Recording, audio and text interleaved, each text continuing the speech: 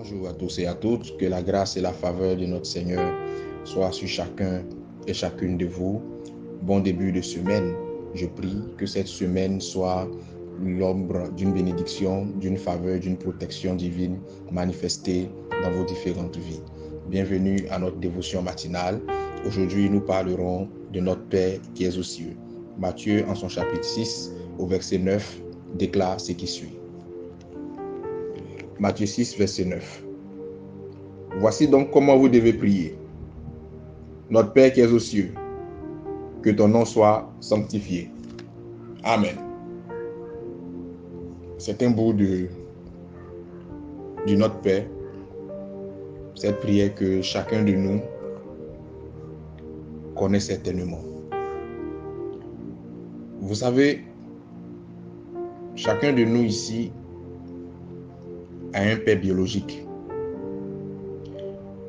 Par le canal duquel notre Père céleste nous a conduits ici-bas. Honore tes parents biologiques. Témoigne-leur de l'amour. Exprime-leur ton respect. Manifeste-leur ton soutien quand il le faut. Et sois obéissant à tous égards vis-à-vis d'eux. Mais n'oublie jamais l'existence de ton Père céleste. N'oublie jamais qu'au-dessus de tes parents biologiques réside un autre Père qui est ton Père céleste.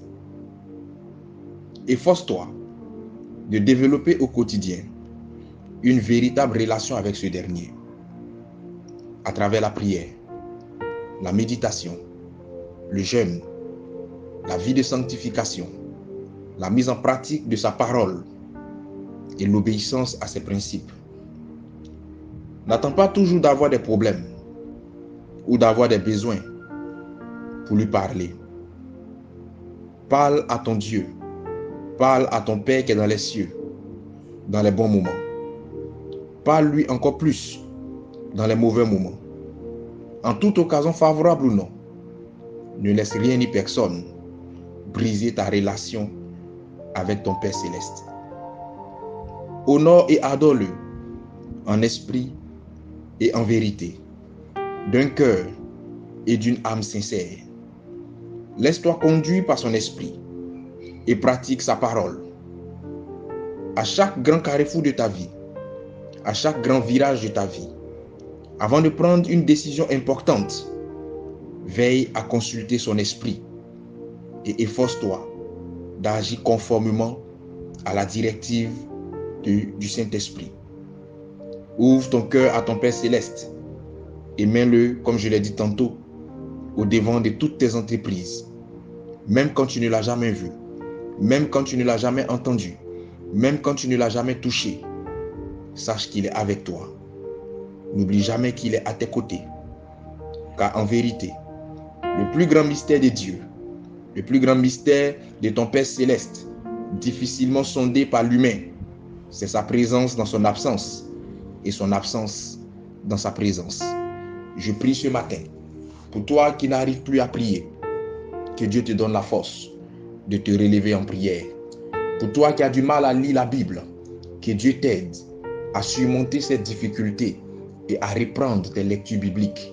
Pour toi qui avais de l'amour pour les choses de Dieu et qui, à cause d'un découragement, à cause d'une situation quelconque, a perdu cet amour, a perdu ce zèle, je prie que Dieu qui crée en nous le vouloir et le faire, rétablisse en toi cet amour brûlant pour son œuvre et pour ses choses.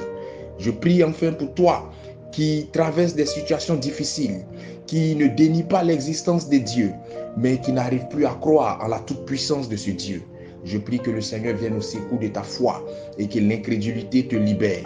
Je prie que Dieu bénisse ta journée, qu'il étende sa main sur tes proches, qu'il prenne en main tes entreprises et qu'il permette que tous les projets qui animent ton cœur trouvent exaucement en lui et par lui selon la mesure de sa volonté. Que le Seigneur te bénisse et que sa grâce soit sur toi. Shalom chez vous.